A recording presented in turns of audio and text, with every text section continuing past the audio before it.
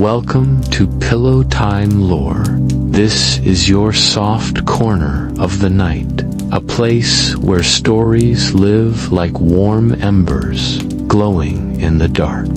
Before we begin, take a moment to slow down. Let your body melt into whatever holds you, your bed, your chair, or that cozy blanket wrapped around your shoulders. Feel how the day begins to drift away, piece by piece, as if it never belonged to you in the first place. Outside your window, the night is calm. The world has quieted down, and the sky has dressed itself in stars. Imagine gentle snowflakes floating in the distance, each one falling without hurry, without noise, just a silent rhythm to remind you that everything is allowed to slow. And here, in this moment, so are you.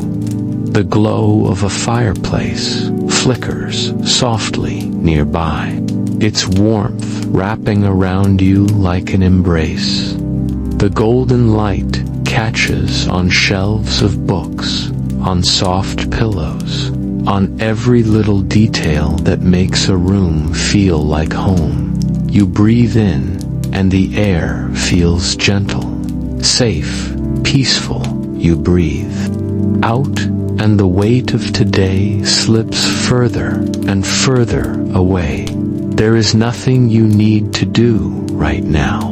No expectation, no demand, only rest, only stillness, only the quiet anticipation of a story that will soon take you by the hand and guide you through places that exist just beyond the edge of dreams. So, let the rhythm of your breath carry you deeper into calm. With every inhale, feel your body fill with ease. With every exhale, imagine the clutter of the day dissolving like mist. You are free now, free to wander through the world of tales where time is slower, and every word is a lantern leading you further into comfort. This is Pillowtime Lore, and tonight, a story awaits you.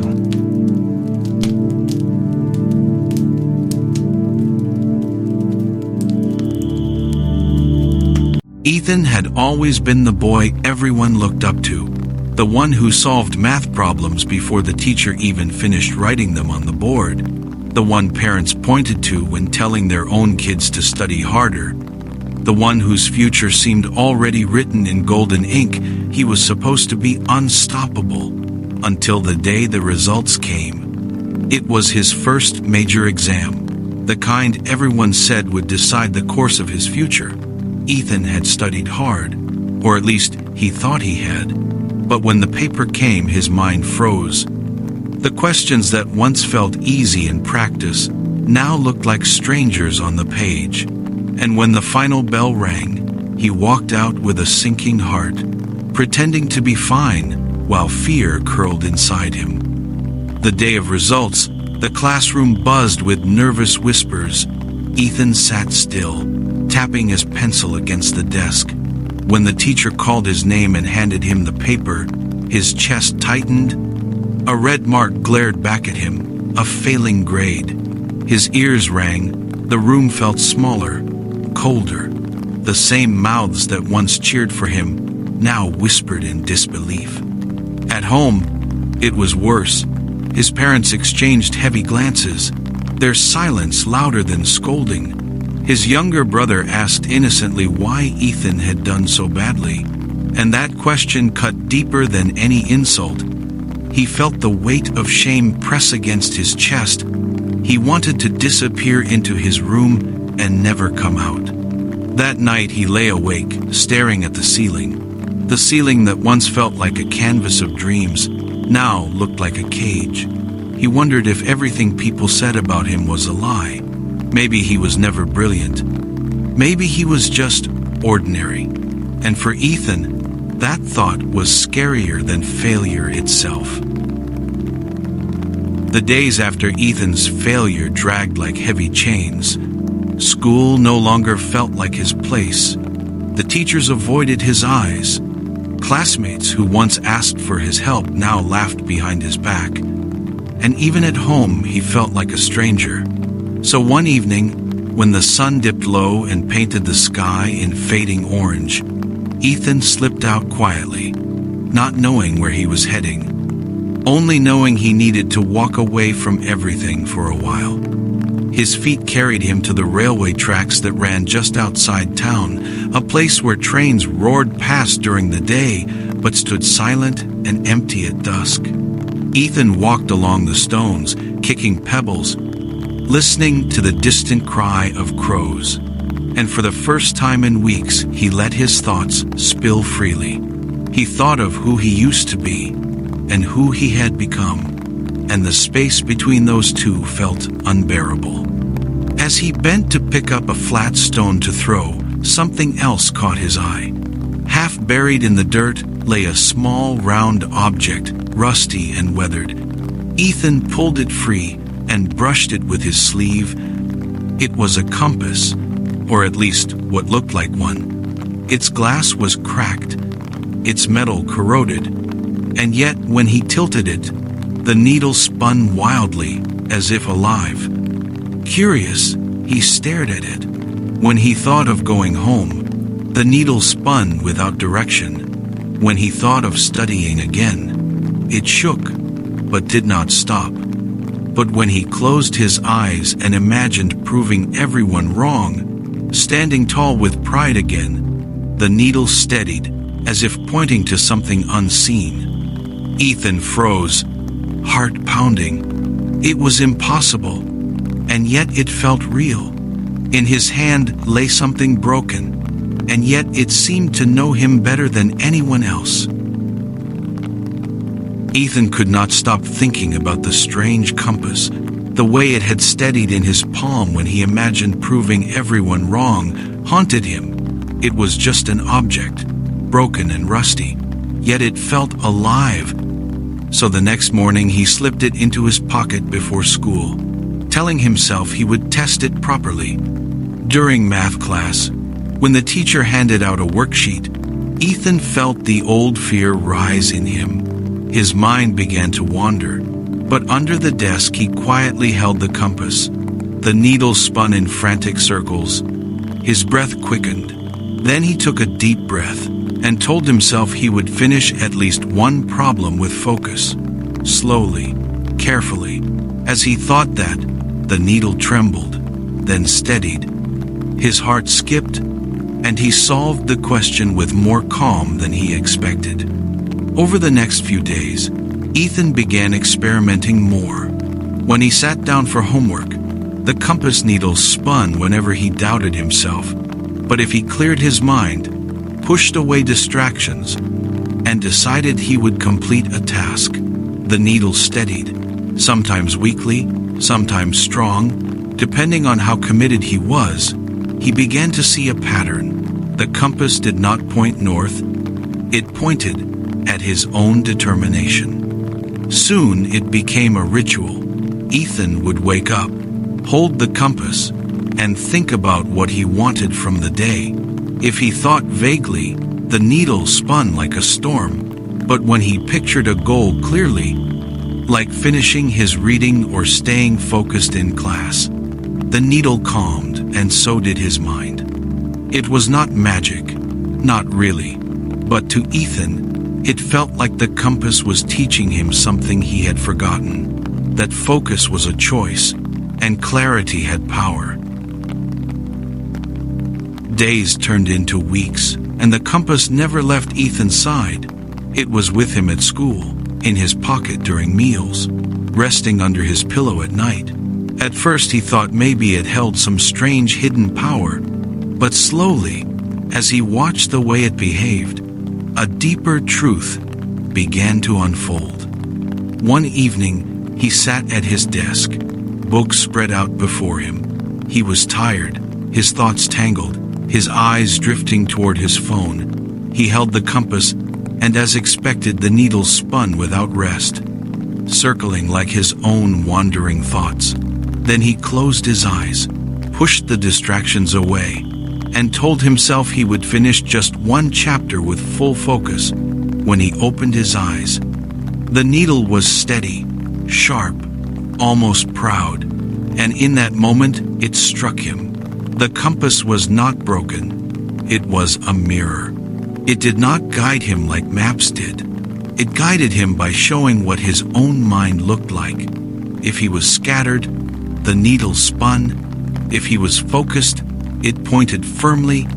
It was not magic at all. It was psychological. But to Ethan, that made it even more powerful, because it meant the strength had always been inside him. He began to notice this pattern everywhere. During class, when he let doubt creep in, the compass wavered. But when he told himself he could solve the problem, it steadied. During chores at home, when he dragged his feet, the compass danced. But when he worked with intention, it calmed. The needle was no longer a mystery. It was a reflection. And Ethan realized something greater too. If the compass showed his state of mind, then maybe he was the one who had been lost all along. And now he had found the key to guide himself back. Ethan's world did not change overnight. His classmates still whispered when he walked past. Some laughed and said his first success had only been luck. His teachers no longer looked at him with pride, and at home, his parents spoke softly about him, as if he could not hear, wondering whether he had lost his spark. The weight of their disappointment pressed on him every day, but Ethan had already made a decision. He would not let their voices write his story. In the silence of his room, he began to prepare. The compass lay on his desk like a trusted friend. Every evening, before opening his books, he would hold it in his palm, close his eyes, and think of one goal for the night. Sometimes it was finishing 2 chapters. Sometimes it was solving 10 problems. As soon as his focus sharpened, the needle steadied, and with that steady line came a steady mind. He did not announce his efforts. He did not argue back when classmates mocked him, or when relatives asked why he had fallen behind. Instead, he let their doubts fuel him. Each laugh became a reason to push harder. Each doubt became a challenge to prove them wrong. In silence, he built a routine, waking early, working late, using the compass as a ritual to keep his focus unshaken. Slowly, he began to feel different. His mind no longer scattered, his heart no longer heavy. The compass showed him what he already sensed inside, that discipline was growing, that clarity was returning. And though the world saw him as the boy who had failed, Ethan knew he was quietly becoming someone stronger, someone ready to rise when the moment came. The morning of the exam arrived with a heavy silence. Ethan woke up before sunrise, his stomach tight and his throat dry.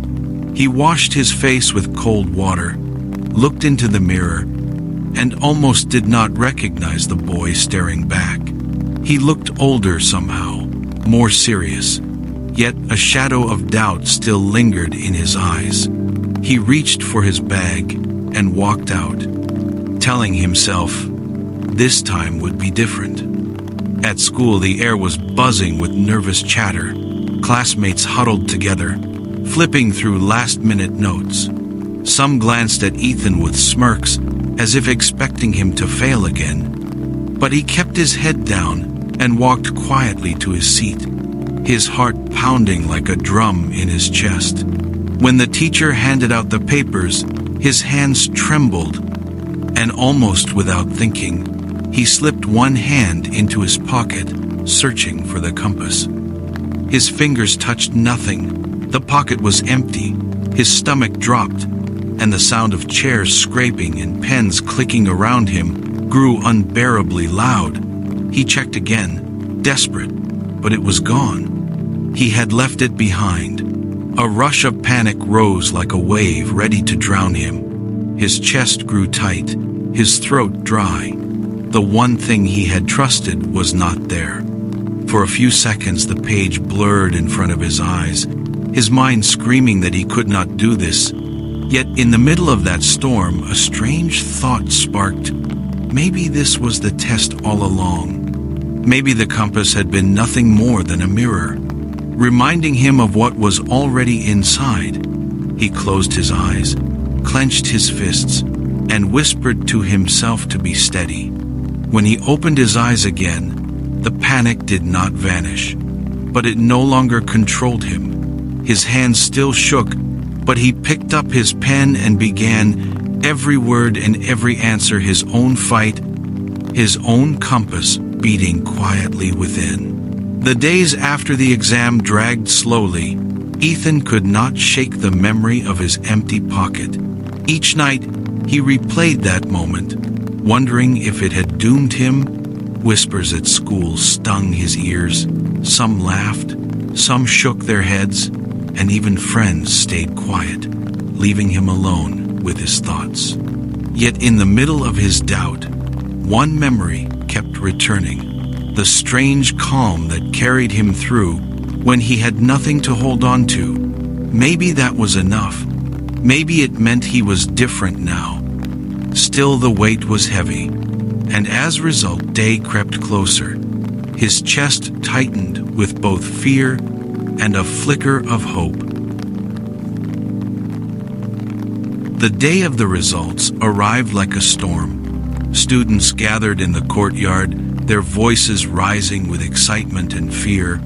Teachers carried stacks of papers, calling names one by one. Ethan stood at the edge of the crowd, his palms damp, his heart beating so loud he thought others could hear. He had prepared, he had worked, but still the memory of his last failure lingered, whispering that maybe he was not enough. When his name was called, Ethan stepped forward slowly. His teacher handed him the paper without a word, and for a moment he hesitated before looking. Then he turned it over.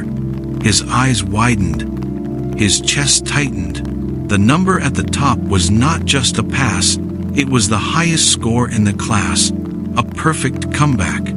For a second he could not breathe, then a rush of relief and joy flooded him. Whispers rippled through the crowd. Classmates who once mocked him now stared in disbelief. Some gasped, some exchanged looks, as if trying to understand how the boy they had written off had risen above them all. The teachers too seemed stunned. One of them nodded slowly with something close to pride. Another murmured that Ethan had proven everyone wrong. At home, the news spread quickly. His parents, who had once carried quiet disappointment, now looked at him with wide eyes. His father's hand rested on his shoulder. His mother's eyes filled with tears. They were not just proud, they were amazed. Ethan had not only passed, he had earned a scholarship, something few students ever achieved. The boy they thought had fallen had climbed higher than before. That night, as everyone celebrated, Ethan stayed quiet, his heart steady. He knew this victory was more than grades. It was proof that he was not broken, that he had found his way back. That night, when the house finally grew quiet and the celebrations faded, Ethan sat alone in his room, the scholarship letter resting on his desk, his exam paper neatly folded beside it, but his eyes were fixed on the small object lying in his palm, the old, rusty compass that had been with him through every step of his journey. He turned it slowly, watching the needle. It no longer spun wildly. It rested calm and firm, as if it too had found peace.